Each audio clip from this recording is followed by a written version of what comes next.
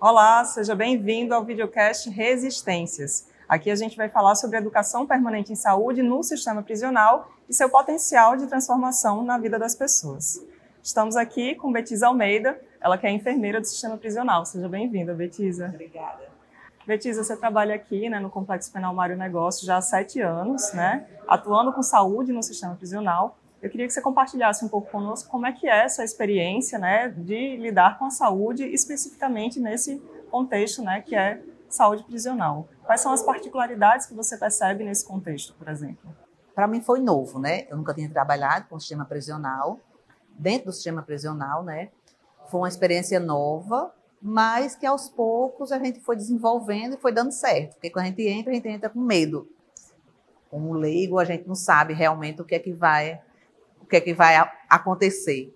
Mas a gente foi desenvolvendo nosso serviço e foi dando certo. Estou há 7 anos com esse trabalho, É unânime, quando você chega dentro do sistema prisional, você vem com medo, porque você vem como leigo, então você vem realmente com medo do que é que pode acontecer, Com medo do novo, da carceragem mesmo, E quando a gente chega aqui dentro, é uma coisa totalmente diferente.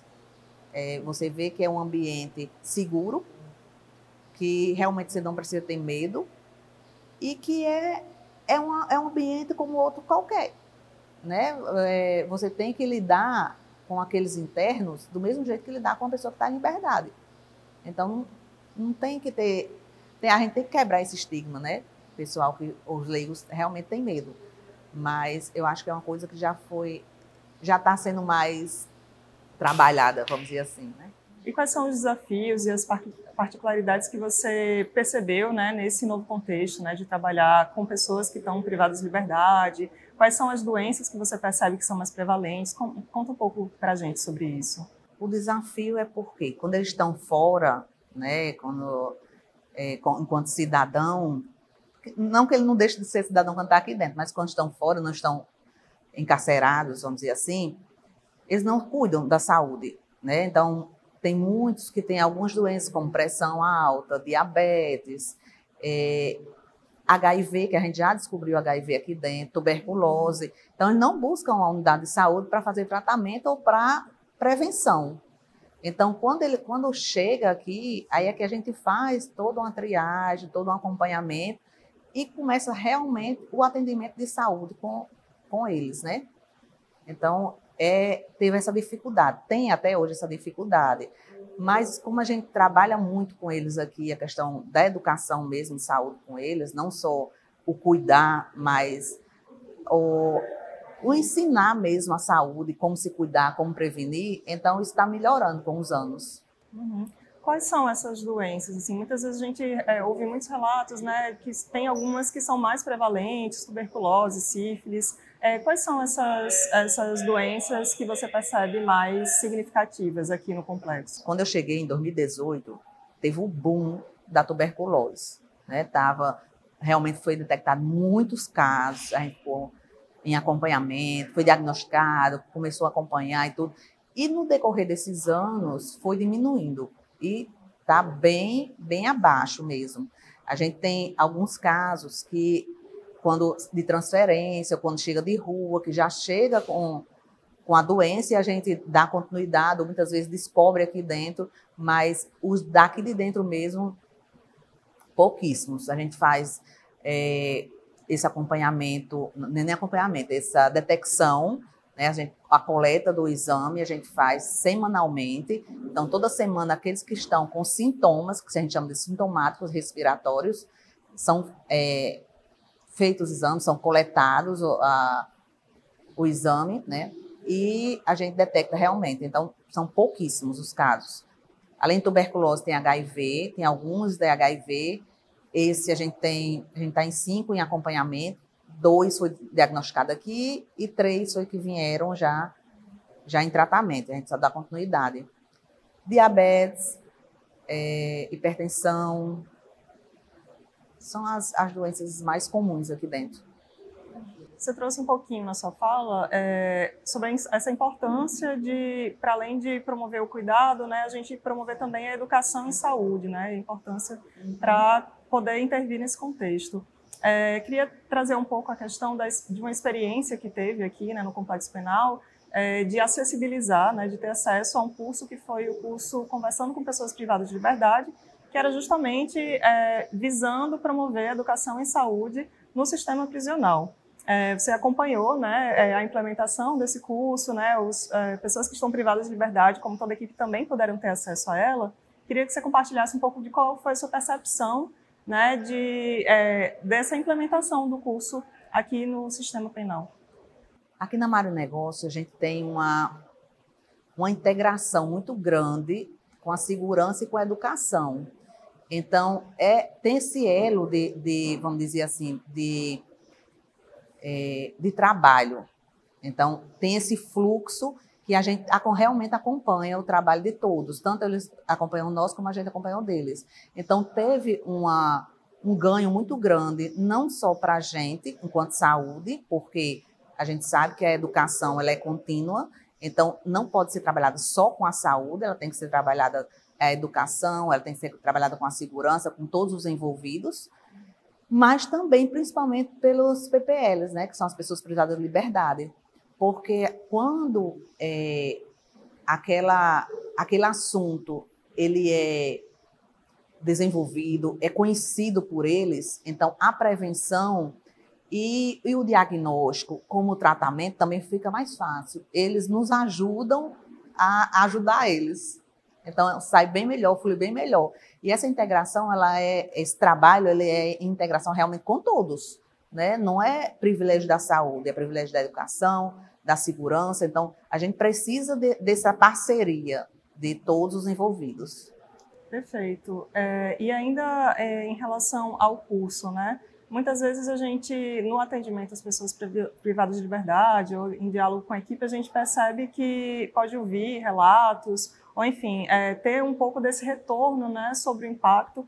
Queria que você falasse se você notou mudanças, né, no seu cotidiano de trabalho, ou às vezes mudanças ainda que pequenas, outras de forma mais significativa. Como que você percebe isso? É engraçado porque no atendimento mesmo diário, eles chegam e conversam com a gente. O que é abordado, seja pelo professor, seja num documentário, às vezes um vídeo que eles assistem, o que é trabalhado com eles no atendimento, eles tiram dúvida com a gente. Será que é isso mesmo? Como é isso? Eu escutei falar sobre isso, como é? Então, há essa interação, um curso muito importante, não só para eles, como pessoas privadas de liberdade, mas também como para a gente da saúde, porque a gente aumentou ainda mais essa questão do elo. Eu vou dar um exemplo. A coordenadora chegou para mim, numa época, e falou que estava tendo... na realidade, aqui dentro estava tendo uns casos de escabiose, né, que é problemas dermatológicos. E os professores estavam com medo de pegar e tudo, então, tanto foi passada informação para a coordenação, como a gente conversou com os profissionais da educação para tranquilizar, para mostrar como esse trabalho também foi feito da educação com os internos. Então, é extremamente importante. Por quê? Porque a gente viu que realmente teve uma melhora, né? Porque os problemas dermatológicos eles estão muito ligados à higiene tanto pessoal como higiene coletiva. Então, não adiantava a gente fazer essa educação individual e coletiva, mas ela tinha que ser uma coisa abordada quase que rotineiramente. Então, com a ajuda da educação, isso foi muito importante, porque eles entenderam melhor o que deveria fazer e como deveria se prevenir. Então, a gente teve realmente uma redução nos quadros. Então, essa questão dermatológica é apenas um exemplo, né, de algumas coisas que aconteceram, mas que realmente tivemos redução de algumas doenças diante do curso, né, que houve para eles e que eles absorveram essa informação. Foi muito importante para eles e para a gente, no nosso trabalho, né? Esse elo fortaleceu ainda mais. A importância dessa ligação, desse diálogo realmente entre os profissionais, né? Visando realmente um cuidado mais ampliado que se traz, né? A gente tem essa ligação e eu digo que é quase que 24 horas. A gente para o elo com eles só quando está dormindo, porque através do WhatsApp, né, a gente sempre está se comunicando, apareceu tal coisa. Então, eu estou percebendo tal coisa. Então, esse elo de integração mesmo com a equipe a gente sempre teve. Betisa, e aí em relação ao atendimento às pessoas privadas de liberdade, né? Queria que você comentasse um pouco quais são as especificidades e o que é que difere o atendimento profissional de uma pessoa privada de liberdade da população que não está nessa condição. Em relação ao atendimento, eu acho que não tem diferença nenhuma, porque a gente atende eles enquanto pessoa, enquanto cidadão. Então, a gente não diferencia por estar em cárcere ou por estar em liberdade. Então, o atendimento é o mesmo. E digo mais, a assistência é até maior, porque eles têm uma equipe exclusiva para eles. Ele tem uma equipe multiprofissional exclusiva para eles. Então, o olhar, o cuidado é até maior. A vigilância de saúde da equipe com os internos é maior do que uma pessoa que não está em cárcere. Por quê? Porque aquela que não está em cárcere, ela procura a unidade de saúde, faz o atendimento, dependendo do que ela tiver, vai depender dela o retorno, o desejo de voltar ou não para aquele atendimento. Aqui não. Aqui, como ele está em cárcere, a gente acompanha aquela medicação que o médico prescreveu está fazendo efeito, aquela doença que ele alegou que tenha, ou aquela queixa que ele alegou que tinha, ele ficou bom? Então, se não ficou, então vai retornar para o atendimento, vamos ver o que é que a gente pode fazer. Então, vamos ver, tem alguma coisa que precisa buscar ajuda lá fora, como algum atendimento especializado? Então, há esse cuidado a mais de quem tem aquela equipe exclusiva para eles. E para finalizar, Betisa, assim, como que você acha que a gente pode repensar o presente, né, da saúde prisional, nessa questão do cuidado, né, para que no futuro a gente possa colher melhorias em relação ao atendimento às pessoas privadas de liberdade, visando realmente promover uma saúde de qualidade nesse contexto? Eu acho que tem algumas coisas realmente que tem que mudar, a questão... porque, assim, a saúde ela é vinculada a algumas normativas do Ministério, tipo quantidade de internos, a gente tem que ter... Tem X profissionais de saúde para trabalhar com X quantidade de internos. Então, está sendo até refeito isso pelo Ministério. Eu acho que isso não deveria ser vinculado ao quantitativo, e sim à qualidade do serviço. Né? Então, você tem que ver a necessidade de cada unidade, porque cada unidade tem uma especificidade diferente. Tem aquela unidade que ela é rotativa, então essa daqui é mais fixa, porque é uma unidade uma unidade de complexo penal mesmo, né? Depois que você é sentenciado, né? Depois você é sentenciado, então você vem para cá. A outra não, é de carceragem rotativa, que você ainda vai ser julgado. Então, cada um tem a sua especificidade. Então, isso tem que ser revisto pelo Ministério também. É a questão de ouvir mais os profissionais e, junto, fazer uma programação em cima da necessidade de cada unidade de saúde. Por fim, qual a importância para você de promover a educação em saúde no sistema prisional?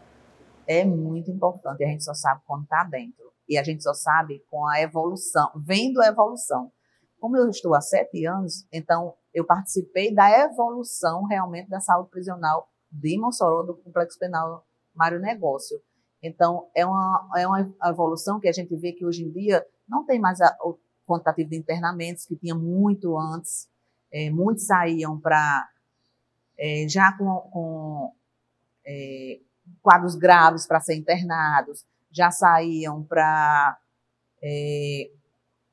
cuidar de algumas doenças em casa, domiciliar, e hoje não, hoje é tudo feito aqui. A gente faz o diagnóstico e o tratamento realmente dentro da unidade.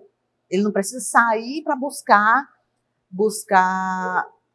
um acompanhamento de saúde. Ele tem um acompanhamento de saúde dentro da unidade. Obrigada, Betisa. E até o próximo episódio do videocast Resistências.